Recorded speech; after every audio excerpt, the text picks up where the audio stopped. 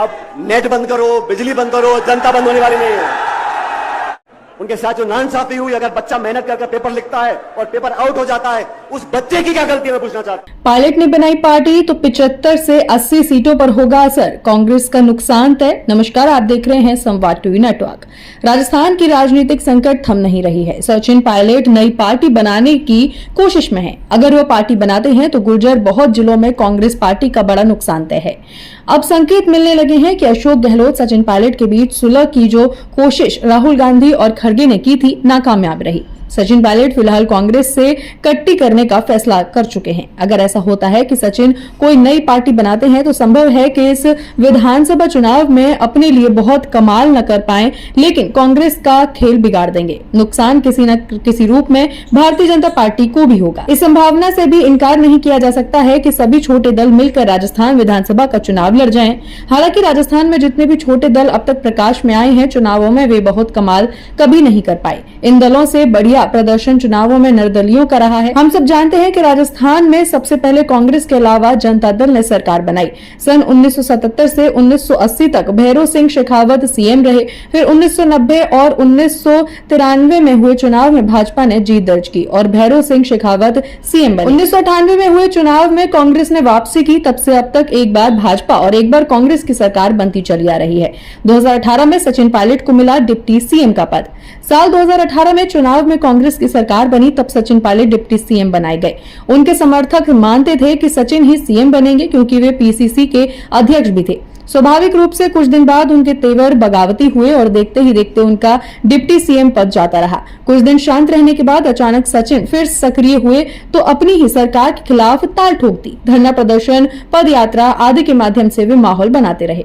इस बीच 29 मई को कांग्रेस अध्यक्ष खड़गे और राहुल गांधी ने अशोक गहलोत, सचिन पायलट को एक साथ बिठाकर दिल्ली बातचीत की और लगा कि सब कुछ सामान्य हो गया। लेकिन जैसे ही सचिन लौटे फिर अपने रौब में आ गए। बताया जा रहा है कि अब वे नई पार्टी बनाकर एक नए संघर्ष की शुरुआत करेंगे।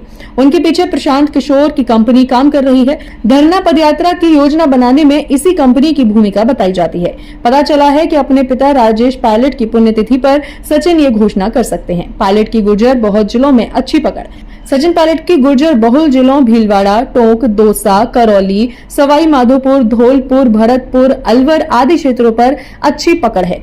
इन जिलों में करीब 60 सीटें हैं। इनमें 15 गुर्जर बहुल हैं तो 20 से 22 सीटें ऐसी हैं जहां गुर्जर दूसरे तीसरे नंबर पर हैं। साल 2013 के चुनाव में भाजपा यहां से करीब 44 सीटें जीत पाई थी। साल 2018 में चुनाव में सचिन पायलट पीसीसी अध्यक्ष थे और चुनाव को लीड कर रहे थे। तब यहां भाजपा 11 सीटों पर सिमट गई। हालांकि हमें यह नहीं भूलना है कि कांग्रेस नेता सचिन पायलट और किसी नए दल के नेता सचिन पायलट के प्रभाव में जमीन आसमान का अंतर होगा। इन इलाकों में भाजपा को कुछ लाभ मिल सकता है।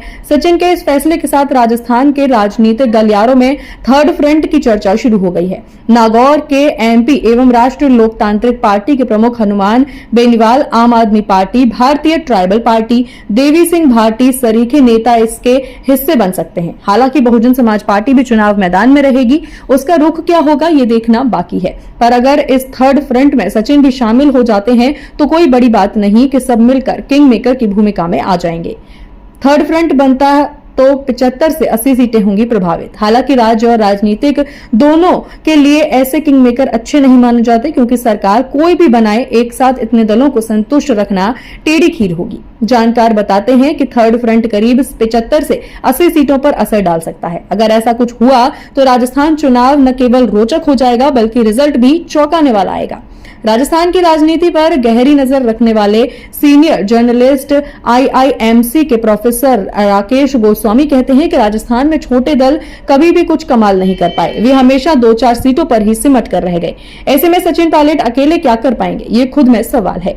हाँ, कांग्रेस को जरूर नुकसान होगा, इससे इनकार नहीं किया जा सकता क्योंकि चुनाव सिर पर है और ऐसे समय में पार्टी को झटका महत्वपूर्ण है।